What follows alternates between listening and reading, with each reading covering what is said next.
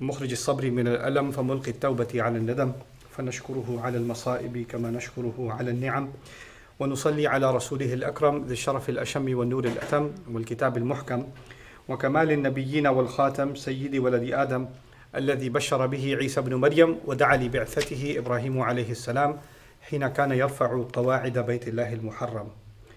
فصلى الله عليه وسلم وعلى أتباعه خير الأمم الذين بارك الله بهم كافة الناس العرب منهم والعجم.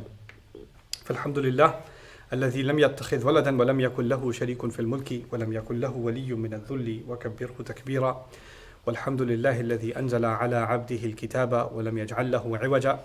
والحمد لله الذي نحمده ونستعينه ونستغفره ونؤمن به ونتوكل عليه ونعوذ بالله من شرور أنفسنا ومن سيئات أعمالنا من يهده الله فلا مضل له ومن يضلل فلا هادي له ونشهد أن لا إله إلا الله وحده لا شريك له ونشهد أن محمدا عبد الله ورسوله أرسله الله تعالى بالهدى ودين الحق ليظهره على الدين كله وكفى بالله شهيدا.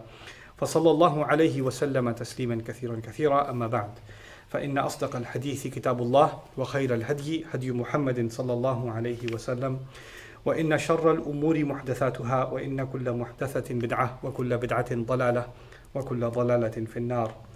قال الله عز وجل في كتابه الكريم بعد أن أقول أعوذ بالله من الشيطان الرجيم: ولقد آتينا إبراهيم رشده من قبل وكنا به عالمين إذ قال لأبيه وقومه ما هذه التماثيل التي أنتم لها عاكفون رب اشرح لي صدري ويسر لي أمري واحلل عقدة من لساني يفقه قولي اللهم ثبتنا عند الموت بلا إله إلا الله اللهم اجعلنا من الذين آمنوا وعملوا الصالحات وتواصوا بالحق وتواصوا بالصبر آمين يا رب العالمين.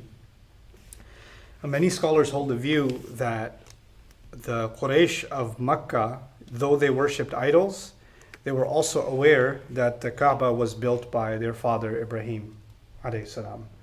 And it is in fact because they knew that they continue to carry on the ritual of sacrificing the animal and many of the traditions that Ibrahim alayhi salam himself has established.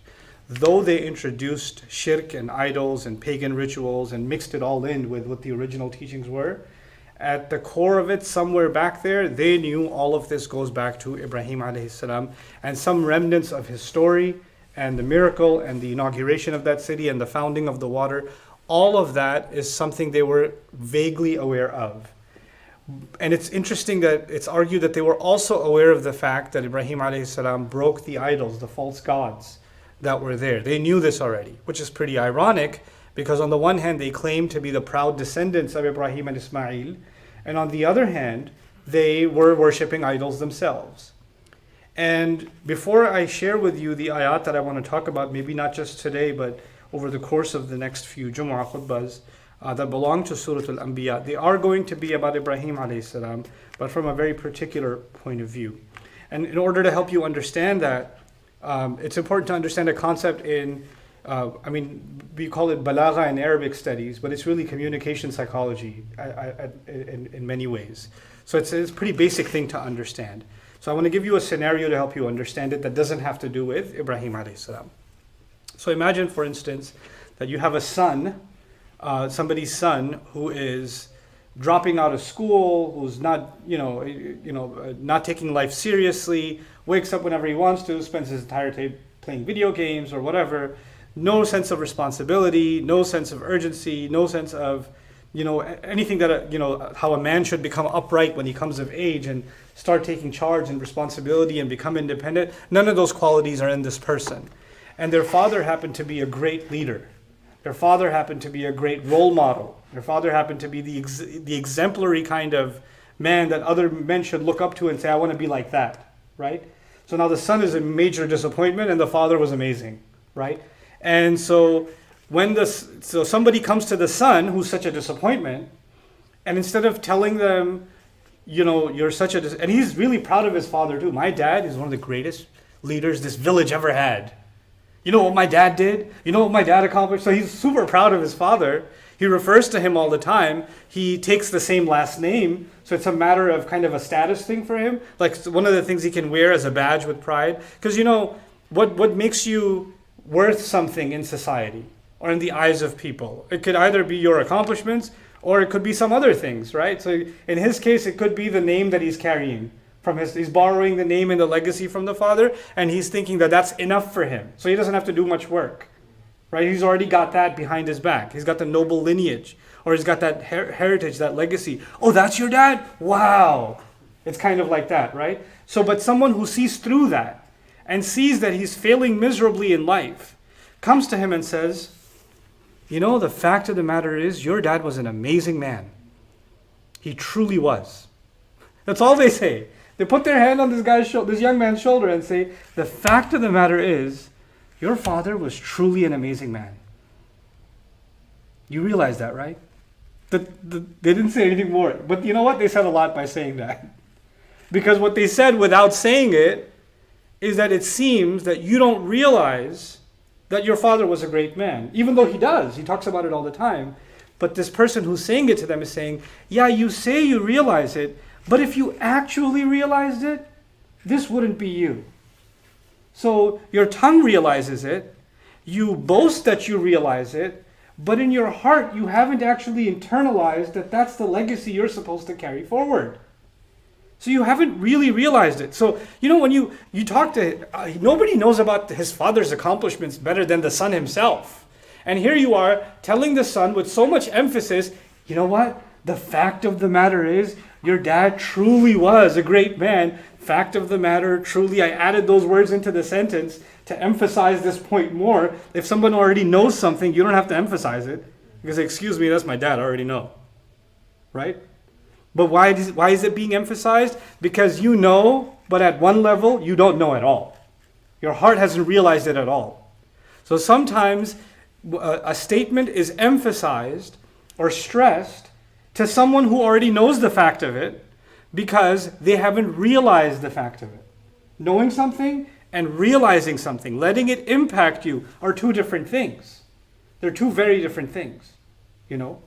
So, you know, another example of knowing something and not realizing it is like, you know, you've got an exam, you're in college, your parents paid your college tuition or whatever, and you've got an exam coming up in like 2 days and you're not studying at all. And somebody comes and says, your friend comes and says, man, your parents pay your tuition. You know that, right? Your parents pay your tuition. They didn't say, go study. They said what? Your parents pay your tuition. Now, he already knows that. But you know, do you realize your parents pay? Yes, of course I realize it. Oh, okay. You're not just informing me that my parents pay my tuition. You're, in a sense, putting me to shame that I am they're sweating, you know, breaking their backs, trying to cover, you know, the cost of my education. And here I am goofing off watching TV or goofing off playing games on my phone, right? So it's wrong of you to take advantage of your parents like that. It's an injustice that you're doing to them. But none of that had to be said. It was said just by the emphasis on something that is known. So when we study Quran sometimes, if we're aware of the audience, and the audience in this case is Quraysh, Surah Al-Anbiya is a Makki surah. And if you accept the argument that they were actually pretty familiar with the legacy of Ibrahim alayhi salam. And then you read this ayah, وَلَقَدْ آتَيْنَا إِبْرَاهِيمَ رُشْدَهُ مِنْ قَبْلِ. We had given Ibrahim alayhi salam his uprightness, we had granted it to him from a long time ago. We had granted him his ability to give counsel and to receive counsel a long time ago. And it's stressed, وَلَقَدْ is 2 degrees of emphasis. The lam is actually considered lam al-qasam too, as if Allah is saying, we swear by the fact that we absolutely gave Ibrahim alayhi salam, his uprightness, his guidance. And he's saying, Allah is saying this to the Quraysh who already know that. As if, the same way like I told you about that disappointing son, you can take his name, but you don't take on any of the weight that comes with taking his name. You take his name and you celebrate the house that he built, but you've abandoned everything that stood for. Look at what you're doing and look at what he did. Where are you and where was he? And then Allah says, and you know when someone tells you about your own history, what do you say? I know, okay? I know. I know that better than you. That's my family. I know we know that better than anybody. And the Muslim today, let's not talk about the Quraysh, because this khutbah is not about the Quraysh. The khutbah is about me and you. So somebody's telling us about Ibrahim alayhi salam. Maybe a Christian comes and tells you about Ibrahim alayhi salam. Excuse me. We know Ibrahim alayhi salam. Y'all got nothing on us when it comes to Ibrahim alayhi salam. Let me tell you about Ibrahim alayhi salam, right? But that's in terms of knowledge. That's in terms of what Allah has taught us. But imagine yet at another level, if this conversation is being echoed and it's timeless, its only audience is in Quraysh, and Allah is now stressing those words on me and stressing those words on you. And then He says at the end, instead of us saying, yeah, we know already, thanks. What does Allah say? وَكُنَّا بِهِ عَالِمِينَ. And when it comes to Him, we are in fact the ones that know. We're the ones that know. And this stress on kunna bihi alimin, as if what there is to know about Ibrahim alayhi salam is not something you can own. It's coming from me. As if to put you in your place and say, you don't know anything. You don't know anything. You're very quick to make the claim.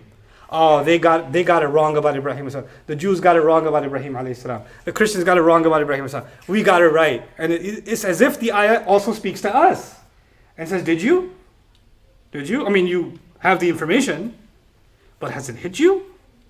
What that means, that you are from the legacy of Ibrahim alayhi salam? You know, like the example I told you about that son. Okay, yeah, you know that's your dad, but has that hit you yet? Have you realized what that means? And so, when we study the legacy of Ibrahim alayhi salam, we have to keep this emphatic introduction in mind, that Allah is actually waking us up. Wait, this is your father. This is your legacy. This is what he left behind for you. I'm not just telling you this history so you can boast claim on Ibrahim alayhi salam. The title of my khutbah today is misleading. The claim to Ibrahim alayhi salam. Somebody could read that title and say, oh yeah, because they claim Ibrahim alayhi salam. And Allah says about the claim, Inna awla nasi bi Ibrahim. The people that have the first claim on Ibrahim alayhi salam, لَلَّذِينَ اتَّبَعُوهُ, are the ones who followed him. It's interesting, right? He didn't say the first claimants to Ibrahim alayhi salam are the believers in the Quran. He didn't say that. He said, لَلَّذِينَ اتَّبَعُوهُ. He said those who followed him, because that statement becomes so much broader, because those who followed him were in the time of Ibrahim alayhi salam and were in the time of the prophets that came after them, and they were among the sincere in the early followers of Christianity. They were also the followers of Ibrahim alayhi salam. It was about how you lived. It's not about what sticker you wore or which prophet's time you were born in. That's not what makes you a follower of Ibrahim alayhi salam. And then he adds, وَهَذَا النَّبِيُّ وَالَّذِينَ آمَنُوا. Then he says, and this prophet, and those who've claimed to believe. So that ayah is remarkable about our claim on Ibrahim alayhi salam. So with that in mind, I just wanted to share with you just the first part. The first part of this claim. How does Allah want us to think about ourselves in reflection to the impression of our father Ibrahim alayhi salam? I want you to visualize it like this, because I know a lot of young people, because of school and COVID and all that stuff, a lot more of you are, younger kids are listening to the khutbah. So I want you to visualize it like this. Imagine every time you see in the mirror, look in the mirror, right? You can see kind of a faint reflection of something else also. You know how sometimes glass has a glare and you can see two reflections at the same time? You can see a faint reflection of two. There's a faint reflection of Ibrahim alayhi salam always there, superimposed on you. You're carrying your own personality, your own religion, your own life, your own future, your own past, your present, your future. Whatever you have is actually, and especially as a believer, it is supposed to be connected to the impressions left by your father and my father Ibrahim alayhi salam. It's really powerful that we no longer see ourselves outside of the family and the legacy of Ibrahim alayhi salam. Millata abikum Ibrahim.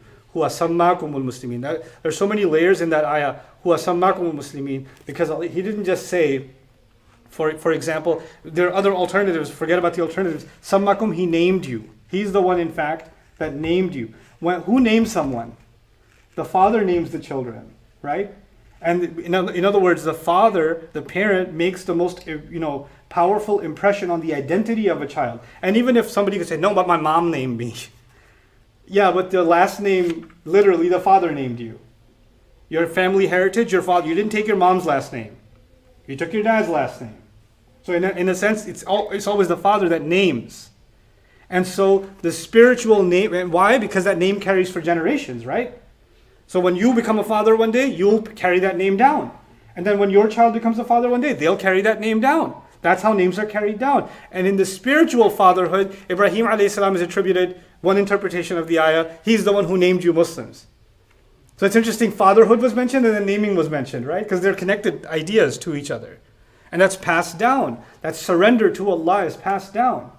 So now, with that in mind, we turn to young Ibrahim alayhi salam. We're talking about Ibrahim alayhi salam and our claim to him. We learn about him as an old man in the Quran. We learn about him as a father in the Quran. We learn about him as a traveler in the Quran. We learn about him as someone who is being challenged by an authority in the Quran. But now in this passage, in Surah Al-Anbiya, we're going to learn about a young Ibrahim. Okay? And that young Ibrahim alayhi salam is إِذْ قَالَ لِأَبِيهِ وَقَوْمِهِ, when he said to his father and his nation, مَا هَذِهِ التَّمَاثِيلِ, what are these representations? This is the word used in the Quran for idols. Right? It's interesting that he undercut the argument. I'll get to that in a second. Because usually you say, مَا هَذِهِ الْأَصْنَامِ, what are these idols? The Arabic word for idols is al-asnam. But he didn't say al-asnam, he used the plural of tamthil. And tamthil is a representation. Because if you say, what is this idol? The idol worshipper will say, no, it's not the stone or the wood. It represents this goddess. Or it represents that god. Right? The Norse mythological believers will say, oh, this statue is representative of, this is not Odin, but it's a representative of Odin. That's not Thor, it's a representative of Thor. That's not Jesus, it just reminds me of Jesus. It's a representation of Jesus. That's not Mary, but it's a representation of Mary. So they use the concept of representation to justify that it's not idol worship. Right? So representation is used as a kind of rationale, that it's okay, it's not really idol worship. And Ibrahim alayhi salam knows young enough to know that when I say idols, they'll respond by saying they're just what? Representations. So he says, what are these representations? So he doesn't even go to the surface question. He goes to the answer they were going to give and thought about that ahead of time and put that in his question. And he said, what are these representations? الَّتِي أَنْتُمْ لَهَا عَاكِفُونَ, the ones that you sit in such devotion in front of. That it is, you give so much time, dedication, and devotion to these idols, these representations that you stand before. So it's interesting that he's been raised in that society, so he knows what each idol represents, what myth is behind them, what story is behind them, right? What demons they conquered, what worlds they conquered, who they killed, and how they came to the throne. All that stuff, all that mythology, he's aware of it. He was raised there. So he says, he doesn't say, what are these idols? Like he doesn't know, he already knows. Yeah, but I want to know more about these myths that you're so dedicated to. What are they? What's their origin? What's their basis? I mean, really, what are they? And he asked this question. It's interesting. He didn't just ask this question when he went to the temple and he saw a bunch of people praying like that. And he said to all of them, what are these idols? Or what are these representations? Allah says, إِذْ قَالَ لِأَبِيهِ وَقَوْمِهِ. He said to his father and his nation. It's really interesting that both were mentioned. Obviously, if Allah said he said to his nation, the father would have been included. Right? And if he said the father, then the nation would not necessarily have been included. It would have been a conversation between father and son. But this is important because Allah is describing that as a young man, he saw a problem and he sought to discuss the problem with his own family. And by the way, challenging somebody outside is way easier. Like today, being very brave online behind a screen name is very easy. You can use all caps, you can yell and scream, you can, put a fist emoji and post it. But it's not as easy to stand in front of somebody's face to face, and then challenge them and say you're wrong. People are very different. People are even different, forget on behind a screen name, people are different in a text message than they are in person. People can be very much less brave in person than they are on a phone call.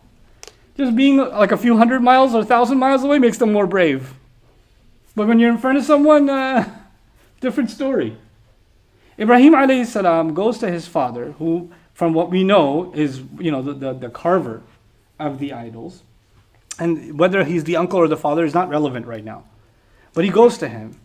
And li abihi also kind of illustrates that he had respect for his father. And he didn't say all of this is wrong. What you're doing is wrong. It has no basis. He asked a question.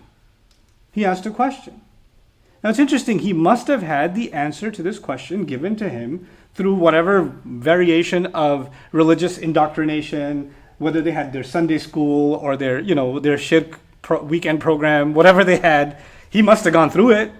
So he's been given those answers 100 times. It's not like he doesn't have those answers. But by asking that question, he's simply suggesting something. All of the answers that you've come up with up until now, they kind of don't really give you any real answer. I want to know what the basis of all this is. That's all I want to know. I'm not being disrespectful. I'm not trying to put you down. I'm not trying to argue with you. I just want to know, you have dedicated so much to these idols, and you've created such a story of these representations. But in the end, what are they other than stories? Like, what are they? And their answer could be, they could go literally with the answer. These are wood, some stone, a little bit of marble. There's glue on the side. They could go that route. They could say, this is the story, this is how the universe, and here's the evidence we know this is how the universe was formed, and these are the gods that made it, and all. They could, but many of you guys, you're watching like DC and Marvel and whatever, anime or whatever. There's an entire mythology. This god came, then that demon came, then this came. There's an entire, an immersive, imaginary world of multiple gods and resurrections and universes, etc., etc. And it can be so elaborate, and you can be so immersed in it. You can be so knowledgeable about all this fiction. وَإِنَّ الظَّنَّ لَا يُغْنِي مِنَ الْحَقِّ شَيْئًا. At the end of the day, all that fiction, which is made up from the product of a creative mind, doesn't change reality in any way. It doesn't. But you can get so immersed in it that becomes a reality in and of itself, right? So when he challenges his father like that, and his nation, it seems the father had no different an answer from the nation. So the response of the father and the nation has been merged together in the ayah. قَالُوا وَجَدْنَا آبَاءَنَا لَهَا عَابِدِينَ. They felt cornered by that question, and they gave an answer which is, let's be politically incorrect. The answer is the best version of shut up. That's what the answer is. The answer is, we found our fathers worshipping these. Laha abidin. Our fathers. Now, why is father important? Because the most important part of your identity in ancient society was your father. That's who you are as a person. Who's your father? I am so-and-so, son of so-and-so. King so-and-so, son of so-and-so. We don't have nowadays president this one, son of that one. We don't do that. But the kings and the village leaders and young men, when they introduce themselves, when families introduce themselves, oh, you are this one, son of that one. Right? That's a fundamental part of your identity. You identify with those people. And so when they did something, then this is what we're going to do, because tribe comes first. That's, today you can take nationalism, you can take, some form of patriotism, you can take these other isms. But all of them combined weren't even close to the kind of strength that came from tribalism. Tribalism is much more powerful force, because it's the power of the collective, the society, and it's got the power of blood behind it too, the bloodline, which is physically your makeup, right? Blood comes first. And so they said, in their answer, they were not just answering the question. First of all, they didn't answer the question because they said nothing about those tamathil. They did not address the question at all. What does that mean? That means whatever we had to say about it is all there is to say. We don't know anymore either. And if you make us answer and make us actually say we don't know, that is going to make us look weak. And when a person is put in a position where the true answer is going to expose their weakness, then the best thing they can do is go on the attack and divert the conversation. Because answering the question for what it was would expose their weakness. Would expose that they have no basis. Would expose that this really is made up. So what's the strongest argument they can come up with? The strongest argument they can come up with is, this is how you show loyalty to your tribe. You better watch it. Even in ancient times when kings did not believe in the religion of the society, they would never question it publicly. You know that, right? It's political suicide. You can't. Publicly, don't bring this up. Privately, I don't know what this is, but don't tell anybody I had this question. Privately, they can do it. Publicly, they can't. Look at Ibrahim alayhi salam. He had a private conversation, right? Which is safe. Dad can say, shut up, don't bring this up. I don't know either. He can have those conversations. But he didn't just stop there. He had that conversation where also? Publicly. And when you have it publicly, now it puts the dad in a bad position. The maker of our idols, his son is questioning all this? You're making me look bad, son. Everybody's looking at us like we don't really belong. Where are their loyalties? How defiant. What a terrible job he did raising his son. So he's creating a socially awkward situation for himself and his father by asking questions.